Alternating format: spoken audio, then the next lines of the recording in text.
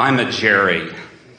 When I listened to the introduction to Abraham CD, and Esther was explaining that Jerry had been collecting questions all his life, I can't tell you how I identified with that. And I have learned an incredible amount recently, and I'm so deeply appreciative of all that I have manifested, of my understanding of and ability to create things that have brought joy to my life. And the question that I have is, how, as Jerry, do I find my Esther in terms of tapping into what Esther calls infinite intelligence? How can I personally do that? Well, the most important thing to know is that when you ask, it is already summoned. In other words, all that happened with Jerry and Esther, and it is a lot, is that Jerry had lived enough life that he was asking. So he had summoned to his vibrational escrow something that you could describe as Abraham. Esther, as she came together with Jerry, they quickly, within weeks of knowing one another, became so close to the same vibrational frequency that as they began their path together, they began to, as couples often do, they began to create a vibrational escrow that was a collective escrow, so to speak. You do that with people that you work with. You do that with people that you live with. In other words, that's why we say relationships are eternal. You cannot have a relationship without it contributing to something that you are creating together. No one ever really creates anything individually. We are all collective consciousness expressing in this variety, you see. So the best way of understanding this is Jerry didn't need Esther for this, and Esther didn't need Jerry for this, because everyone who asks has access to the receiving. Jerry is a receiver. He receives all kinds of information. What Esther provided for him was just an easier access of a translation of that which is the energy of this broader perspective. So, step one is ask. And it's not just asking for the vehicle or the vortex through which it will flow.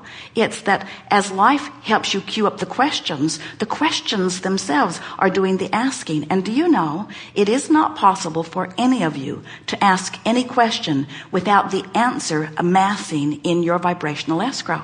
Do you know that every problem causes an amassing of the solution in your vibrational escrow? Every question causes an amassing of the answer in vibrational escrow.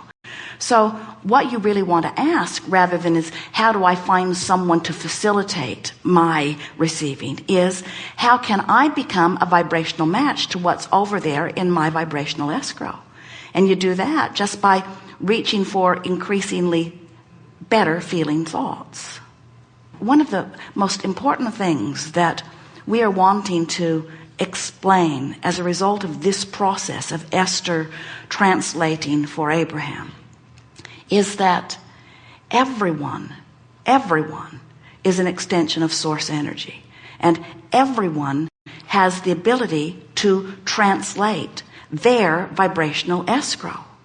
So what we're really talking about here, and one of the reasons that it is powerful, is that this vibrational escrow has been amassing, hasn't it? It started out, it was mostly Jerry's asking.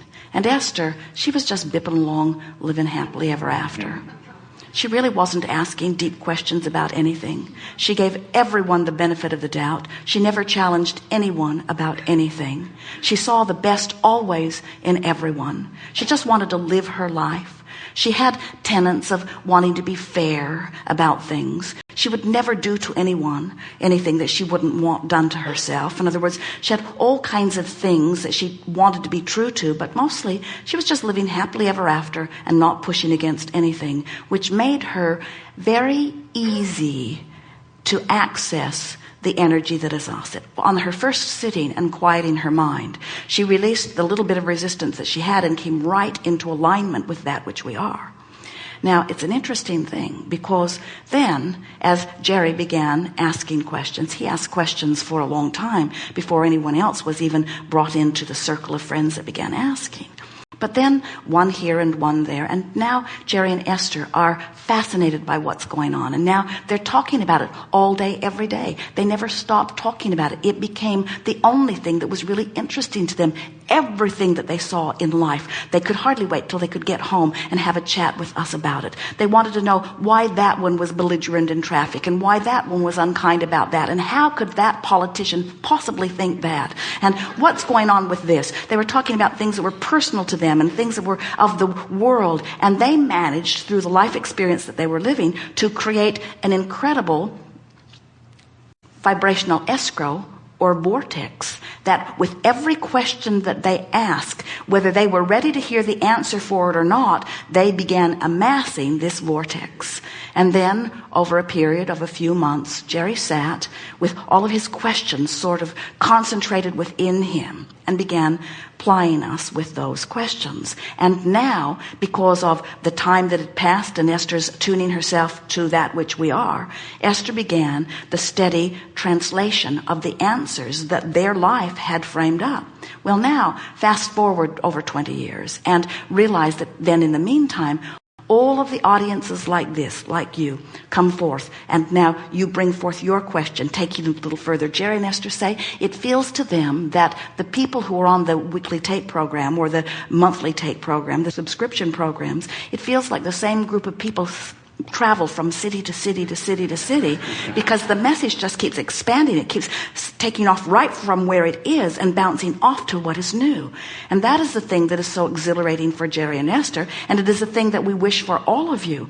We don't want you to pick up where they were 20 years ago and regurgitate what was going on then. Be your leading edge creator now, and let the vortex that is flowing through you be about what you are living, be about what you are asking, you see. So, step 1 is ask, step 2 is source answer, step 3 is allow. And you can do all of that. In other words, you don't need another to get you in the allowing mode. In fact, we don't want you to seek another to be the allower of that which you want. This is all about you bringing yourself into vibrational alignment with what you have been asking for, you see. It's a wonderful thing. Source answers everyone. And we will know when we get the answers. Yes, and the answers will continue to come, and you'll get readier and readier and readier to receive them. And with every answer that comes, there'll be another question. In other words, we are not a finite consciousness sitting with a sign called God or whatever pleases you, with our feet dangling over the edges of clouds, with all of this knowledge just waiting for somebody to open so that we can zap you with what we know. It isn't like that at all. You are extensions of source energy, and your life is causing the asking, and your allowing causes the answering, you see. Life is supposed to be fun for you. There's not a bunch of stuff you need to learn. You are the creator of your experience. And this is all about helping you to be that creator. And if one of the things that you want to create is an active, open vortex, seeing the world through the eyes of source, there is nothing that we wish for any of you that is more than that, because that is everything. That's what I want. Yes. Yes. Thank you. Yes, indeed.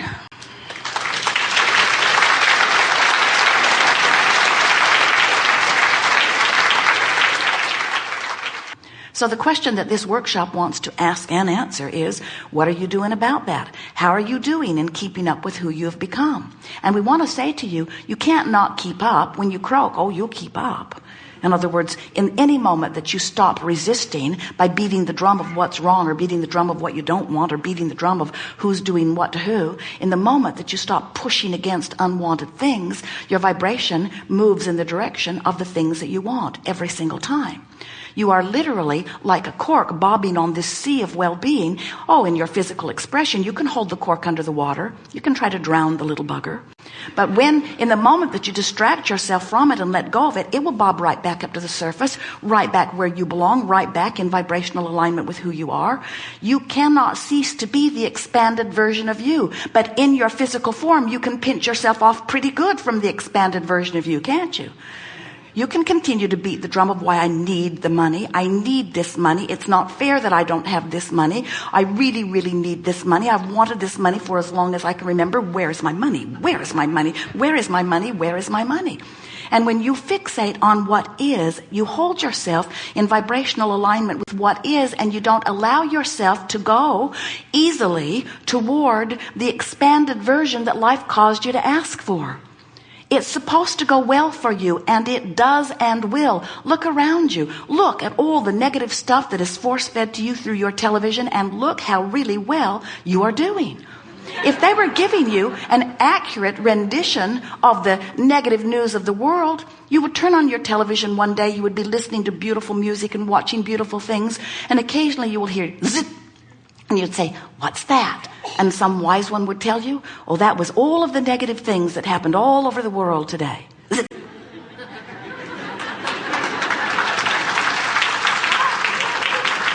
But when you train yourself into a disproportionate view of things, when you train yourself to worry about this and that, when you fuss and worry, when you wage war against terrorism and war against cancer and war against violence and war against drugs and war against teenage pregnancy and war against, when you push against those unwanted things, you hold yourselves unnecessarily in vibrational alignment with what you don't want. And you cannot hold yourself in vibrational alignment with what you don't want and allow yourself to be what you do want, to be a vibrational match to what life has caused you to ask for. So your emotions in every moment let you know how you're doing with this gap between what life caused you to become, and we really want to state that in a way that you can feel it. Source within you has become more because of you, but we don't even want you to separate, even in a little way, the source within you and the source that is there with you, with the source that is the you that is you in your expanded form. We so want you to get the sense of who you are. We want you to begin to see the world through the eyes of the source that is really you. And when you're mad at somebody, you're not doing that. And the negative emotion that you feel tells you that. Esther will say, "Oh, Abraham, come on. You got to give me this one. Surely you can agree with me that this is finally the last straw."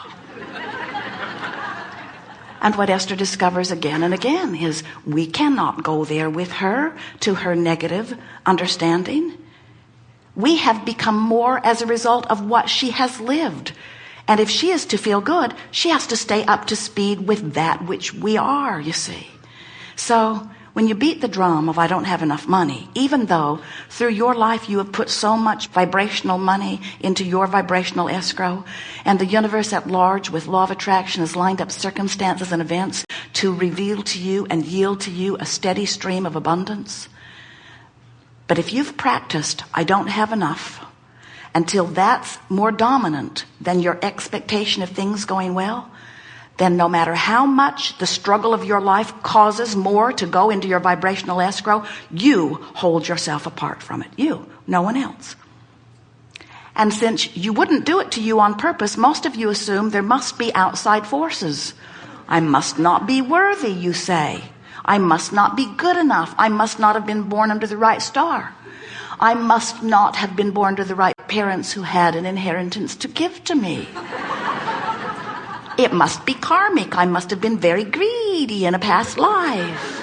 And we say, it isn't anything other than in this moment where all of your power is, you're letting it in or not, you're letting it in or not, you're letting it in or not. And when you feel ornery, you're not letting it in. When you feel joy, you are. When you feel appreciation, you're letting your well-being in. When you feel cranky and ornery, you're not. When you see injustice and you feel indignation and you feel resentment, you're pinching off your well-being. And we mean your well-being. We mean the well-being that was your inheritance. You talk about an inheritance. Do you know what you had lined up for you even before you came forth into this physical body? And do you understand that in everything that you have lived, do you get even the slightest inkling of what you have put into your vibrational escrow? Do you know the legacy, the pre-paving that you have set forth for yourself? And when you begin to catch wind of that, when you begin to feel it, you begin to feel the true current of inspiration calling you forward.